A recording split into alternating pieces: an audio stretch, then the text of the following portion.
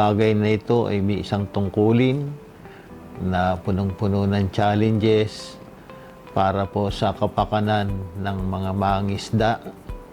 Napakalaking bagay ng isang mangingisda ay mapaupong bilang Fisher Folk Director. Dahil lalong lumalawak yung kaalaman sa mga pamumuhay sa dagat at sa lawa. Naroon makikita mo talaga yung mga intervention na ibibigay. Makikita mo yung mga proyekto ng BIPAR na pinauunlad talaga para sa kapakanan ng mangingisda. Sa maraming araw na mga paglakad, nakita ko po ang mga pangangailangan at mga kailangan pa ng mga mangingisda at maging empleyado ng BIPAR.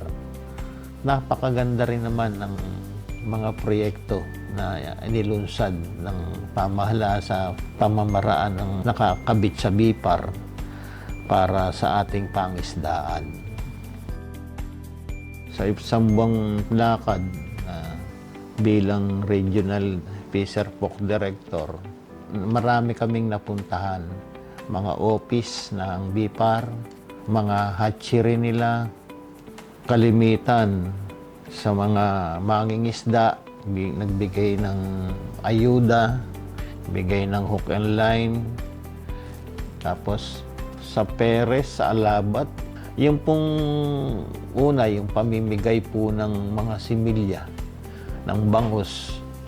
Meron nyo po, libreng ipinamimigay ng BIPAR. Ano po? Napakaganda yung tulong para sa mga mangingisda para pag-umpisahan din ang kanilang panghanap buhay.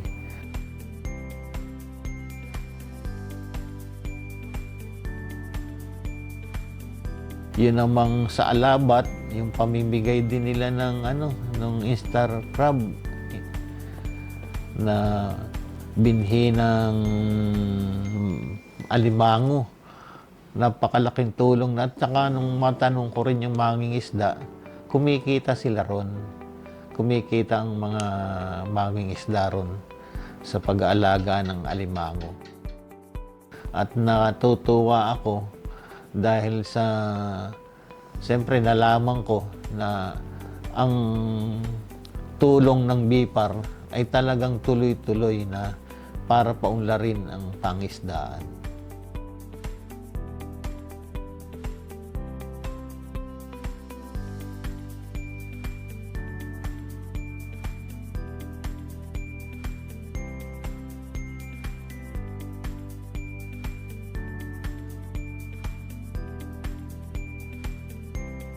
Yung mga opisina ng BIPAR na maayos at ang mga kanilang empleyado, mababait, magagalang, na halos parang isang pamilya na kumikilos.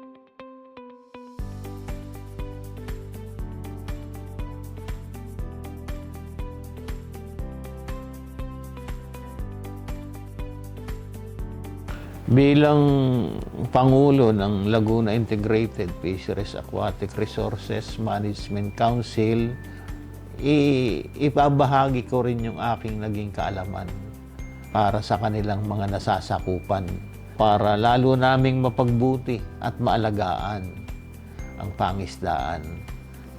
Nagpapasalamat po ako ng marami, lalong-lalo na po sa Regional Director Sammy Malbas, na sa kanyang pangunguna ay nasa mabuting direksyon ang Region 4A. Ako po si Lorenzo Servito, 2025 Regional Fisher Folk Director ng Calabarzon.